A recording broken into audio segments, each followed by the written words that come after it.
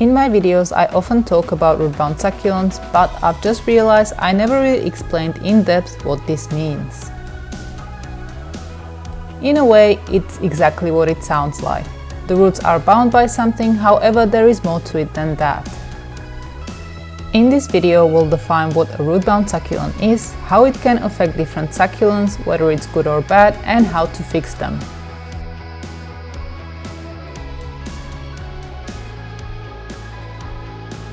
According to the Cambridge Dictionary, if a plant is rootbound, its roots have filled the container it is growing in and it stops growing well. The roots of rootbound plants grow densely in a spiraling mass and completely take over the inside of the pot. When you have a severely rootbound plant, it is often hard to see any potting mix at all. Succulents that are rootbound have used all of the available nutrients they had, which will trigger a stress response.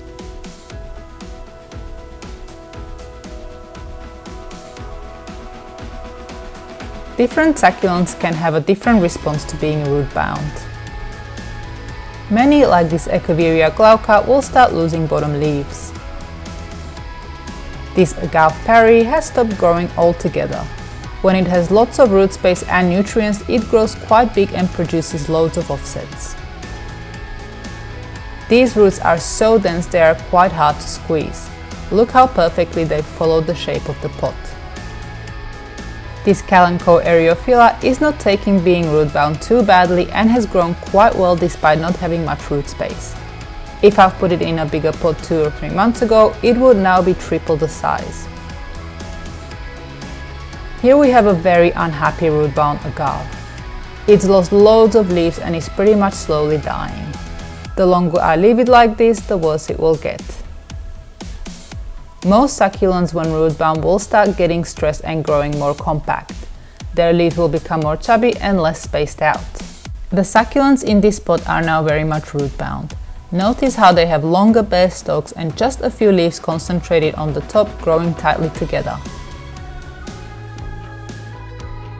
The Echeveria raindrops here is coping by growing a super thick stalk. But what all of these plants are trying to do is save water without further growing and expanding energy on keeping a lot of leaves alive. And so they make themselves smaller by dropping the largest bottom leaves and funnel all the water into the stalk and a few leaves on the top. Another way succulents respond to stress is by displaying color. Being rootbound is very stressful and those with squash roots will often be more colorful. Many will try and find greener pastures, concentrating their efforts into growing out of their pot in the hope they'll hit more fertile grounds. It's also very common for rootbound succulents to grow aerial roots. And lastly, succulents that produce farina, the dusty white coating on the leaves, tend to have a thicker layer when rootbound.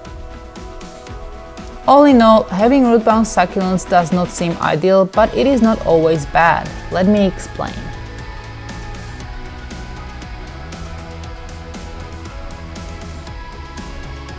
Succulents are well adapted to having a stressful life. In the wild, you would often find them in some pretty inhospitable environments where not many other plants would thrive. And while many of these adaptations will force succulents to drop leaves, the other responses succulents have can save them from getting burned by hot sun. To put this into context, when succulents have plenty of space, especially during their growing season, they will grow rapidly and many will open up, producing wider, longer leaves, just like this Echeveria elegans.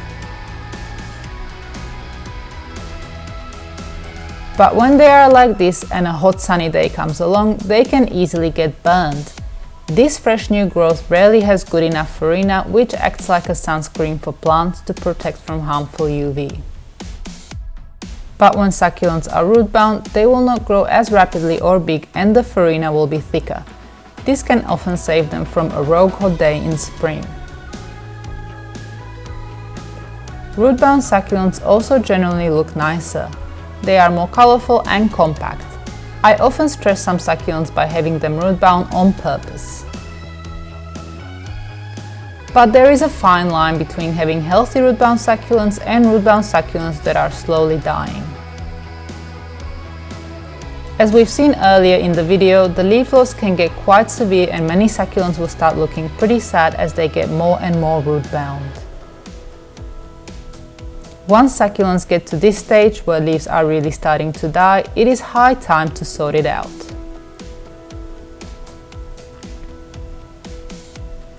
While this Echeveria hercules would live for a year, maybe more in its current conditions, it would also keep deteriorating.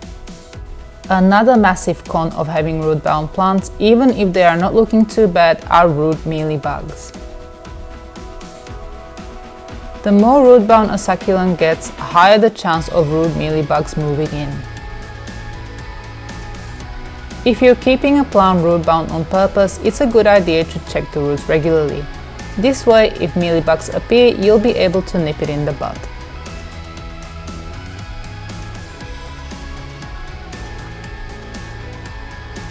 The simplest way to fix root-bound succulents is to repot into a larger pot, and this is what difference it makes. The Echeveria lipstick here has been in this pot for the last 2 years and it is not looking all that well. But let me show you what its sister that I repotted a month ago looks like. I had about 200 of these lipsticks, all the same size at one stage and all but 3 sold. But I managed to forget about the 2 root-bound ones. The third one is this gorgeous thing here. It is big and mighty and just getting its famous red edge. It also has 2 lovely babies.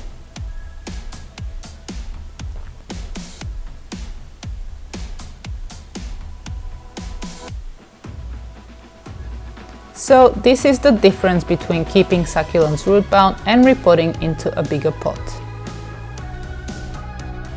The second option to fix root-bound succulents is to repot into the same pot. The plant is unlikely to grow as big as one getting a bigger home, but will continue to grow at a slower pace and still look well.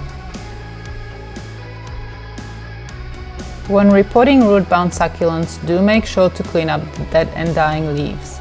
Mealybugs like to lay their eggs in dead leaves and it will also create a bit of airflow. If repotting into the same pot, shake the old potting mix off and clean the pot. With very root-bound plants, it is likely quite a bit of the roots will be dead and will fall off.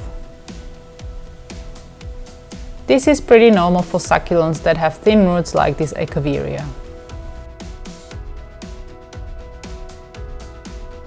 Once that's done, use fresh succulent potting mix to plant back in.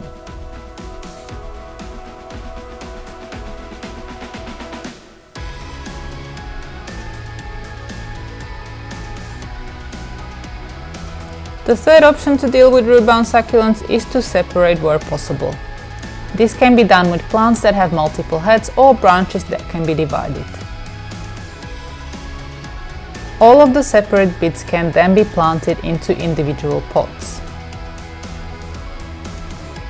This is a great way of multiplying your succulents.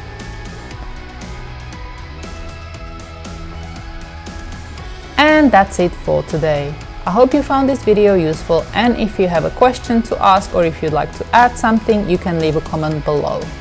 If you'd like to learn more about succulents, you can hit the subscribe button or visit succulentgrowingtips.com. Thank you very much for watching.